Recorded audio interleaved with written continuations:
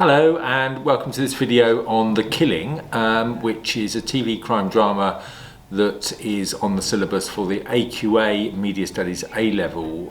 And in this video I want to focus very much on the industry aspect of this, and this is my take on that. So, The Killing was first produced in 2007, and as you probably already know, it is a Danish production. It was crucially produced in a collaboration between DR, which is the Danish equivalent, I suppose, of the BBC, and ZDF, which again is a public service broadcaster in Germany.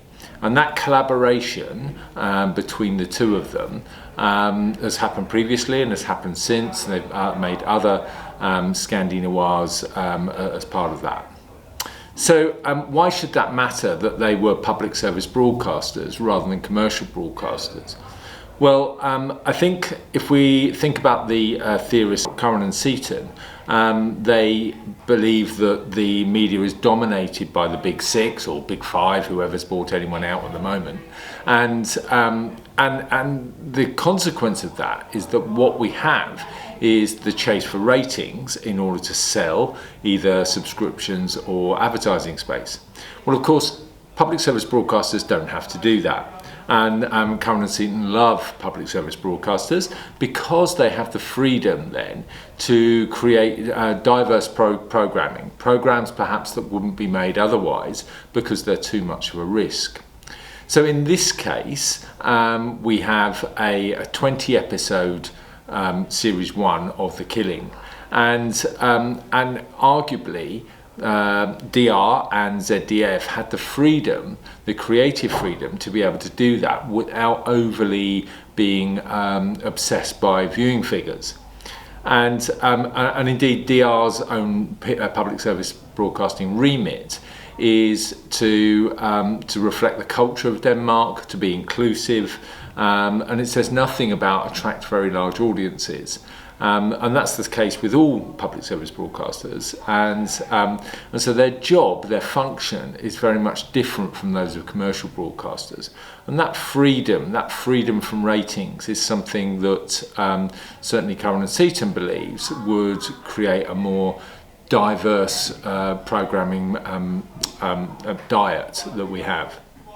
So in actual case, of course, ironically, the show in The Killing, when it was first shown in Denmark, was incredibly successful. We're talking about a sort of audience ratings of 2 million in Denmark, where the population is only virtually 6 million. So a third of the viewing public actually viewed it. So despite not having the remit of create an enormously successful program, it actually did. Why might that be? Well, Sofie Gråbøl, who plays Sarah Lund, was already an established star in Danish acting, and established actor. And Soren, if I get his name right, Soren Sveistrup, who was the writer, had already produced a large number of programs that had been a success.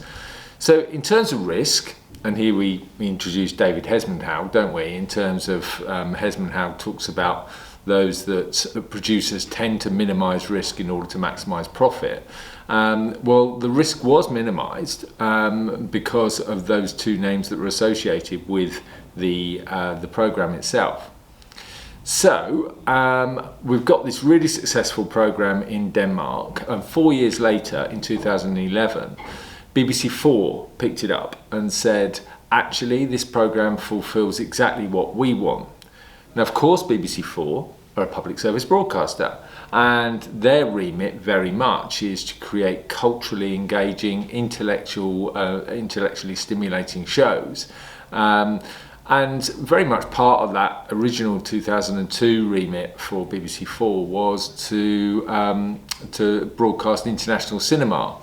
And that moved to international television over time as well, and it was seen as being its its central feature really was to bring in shows that would not have otherwise have been brought in by any mainstream platforms for the UK. And again, the freedom to do that comes from the fact that they're a public service broadcaster. But again, BBC4, knowing the enormous success that this show had in Denmark, was it taking a risk? Well, yes, in the sense that it was subtitled, and of course, getting British audiences to sit through a 20-hour TV series with subtitles was always going to be a challenge, and therefore it was never going to reach a mainstream British audience because of that. No, it wasn't a risk because it had already proven to be a cult hit in Denmark, or even a mainstream hit, I suppose you would say. So the BBC4 pick it up, and initially ratings were quite high. 470,000 in the first episode, and it hovered around there, moved up and down to sort of achieve something in the region of a million viewers on BBC4, which was incredible considering BBC4's reputation for broadcasting very niche, tiny ratings figures in the sort of single thousands, and mocked really as part of its initial launch because of that. So I've mentioned two theorists at the moment. So Curran and Seaton, who of course believe that the media is dominated by media conglomerates, and these shows, The Killing obviously wasn't, and Hesmondhalgh. And the only other thing I'd say about Hesmondhalgh is that he says that one of the ways in which risk is minimised is not just through vertical or horizontal integration, but through formatting. Now, of course, this is a TV crime drama, and the format itself, the TV crime drama, is actually extremely well established. And if a show is going to become commissioned at all, then it's likely that a TV crime drama stands a good chance of that, as opposed to a different genre. We'll talk more about genre in another video. You know, that's fine, apart from the fact that this was a 20 series long episode. Okay, so that's my video on The Killing and Industry. I hope that's quite useful, and will prompt some perhaps discussions that you have with your own teachers. Thanks for watching.